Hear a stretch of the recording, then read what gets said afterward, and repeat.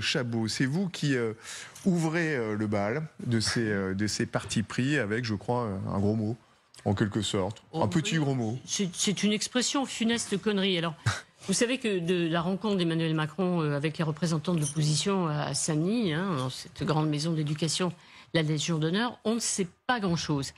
Mais cette formule funeste connerie aurait été prononcée par Emmanuel Macron, mais elle est rapportée par les oppositions. Alors, vous voyez, ça a été une funeste connerie de limiter les mandats présidentiels.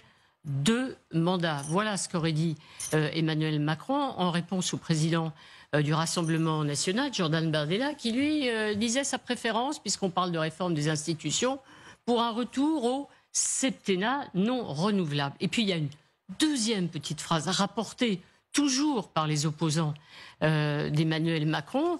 Et voilà, dès lors qu'on ne peut pas se représenter, il y a une perte d'autorité dès le premier jour. Alors, évidemment, ça a fait tilt. On s'est dit, mais de quoi parle-t-il ? Évidemment, il parle de sa situation personnelle, c'est un aveu. Et il le dit, son malaise depuis sa réélection. Il sait bien, depuis le premier soir, qu'effectivement, on pense déjà à sa succession. En effet, 2 mandats consécutifs, pas plus. En France, c'est la règle. Pourquoi ? C'est la volonté d'un certain Nicolas Sarkozy. Quand il a été élu président de la République, Nicolas Sarkozy, il a réuni une commission présidée par l'ancien Premier ministre Édouard Balladur, chargée de réfléchir justement au fonctionnement des institutions. Alors, cette commission a beaucoup pensé, vous voyez, pour une 5e République plus démocratique, on n'arrête pas d'y penser.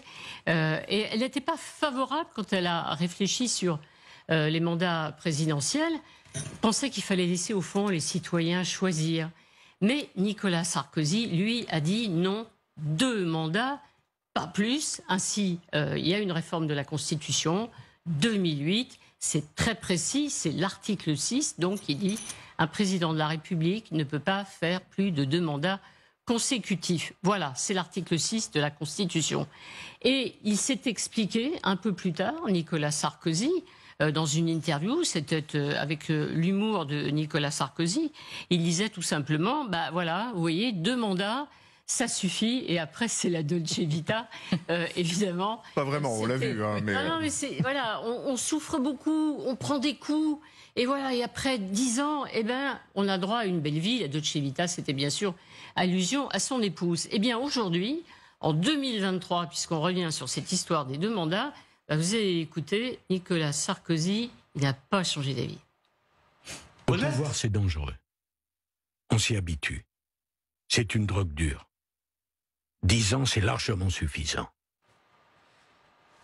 Voilà, c'est une drogue dure, il sait de quoi il parle, évidemment, Nicolas Sarkozy. Alors, cette histoire de 3e mandat, cette question, on sait elle turlupine, si je puis dire, le président de la République. Il y a eu des rumeurs tous ces derniers mois. Il y avait des proches d'Emmanuel Macron qui auraient réfléchi à un moyen de contourner la Constitution. Il aurait pu démissionner et puis se présenter après une démission. Comme ça, il aurait eu durable, si j'ose dire, pardonnez-moi l'expression, s'il ne voulait pas attendre 2032 pour éventuellement revenir. Ça vient du fait que, évidemment, les amis d'Emmanuel Macron pensent qu'il est le seul à pouvoir battre encore une fois Marine Le Pen, et donc il sera le meilleur encore une fois en 2027.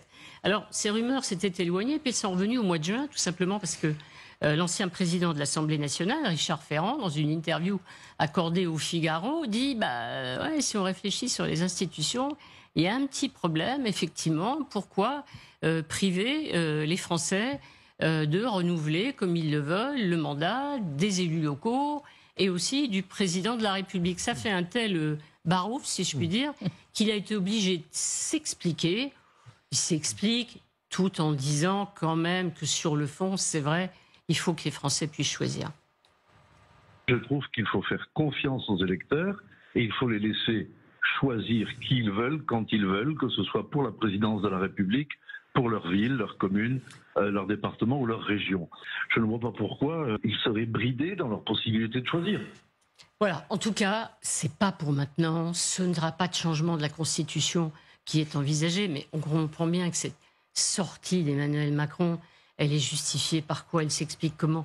Il est très agacé de voir que c'est vrai que la guerre de succession a commencé. En tout cas, certains préparent.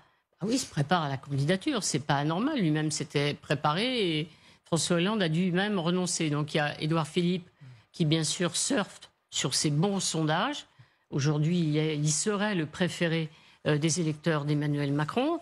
On a vu aussi Gérald Darmanin, dimanche dernier. Le président de la République a envoyé Elisabeth Borne pour limiter, si j'ose dire, les dégâts d'une entrée, de ce qui ressemblait à une entrée en candidature en campagne. Donc ça l'énerve beaucoup. Seulement, ça tombe mal, parce qu'on est dans un moment où on parle beaucoup de durée de mandat présidentiel. Et il y en a un qui a relevé cette mauvaise coïncidence des temps. Il s'appelle Lionel Jospin. Écoutez-le parce qu'on ne l'a pas entendu depuis au moins 3 ans. Quand on l'interroge aujourd'hui sur faut-il songer à ajouter... Écoutez sa réponse. J'ai entendu ce qu'on disait tout à l'heure sur un certain nombre de chefs d'État africains qui se prolongent. Ce que disait Pierre Asquin. J'ai vu comment la Constitution a été changée en Russie. Pour permettre à M. Poutine de se présenter à nouveau. Je comprends que le rapport au pouvoir, la délectation ressentie au pouvoir par le président de la République crée peut-être chez lui potentiellement une future frustration. Voilà, ceci dit par quelqu'un qui n'est pas accro, puisque vous savez qu'il est parti et qu'il n'est jamais revenu après son échec en 2002. Alors on va consoler peut-être le président de la République, parce que les 10 ans de mandat, c'est pas mal. Et c'est un slogan qu'on a beaucoup entendu en France, les 10 ans, ça suffit. Notamment en 1968, regardez ces pancartes, 10 ans. Même le général de Gaulle a dû endurer le 10 ans, c'est assez.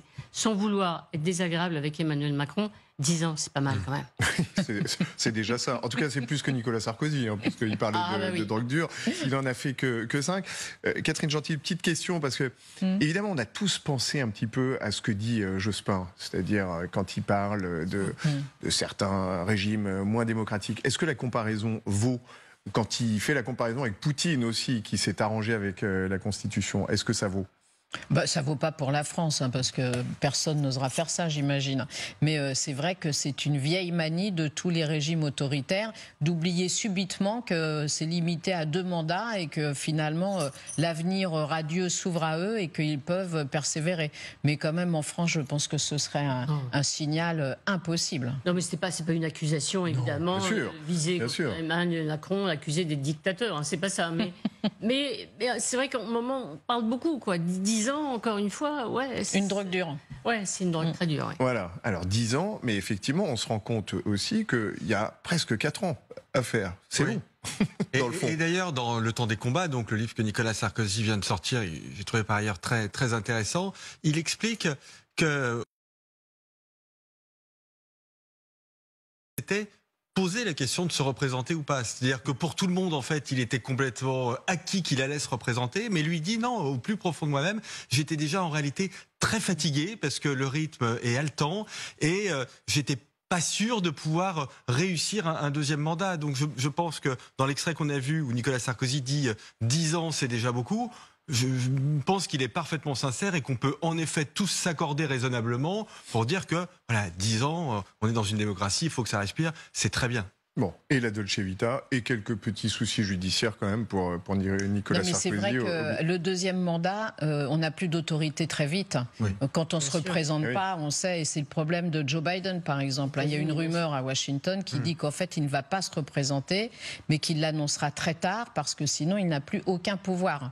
C'est absolument pas confirmé cette rumeur, mais c'est vrai qu'on perd son pouvoir aussitôt qu'on ne peut plus se représenter.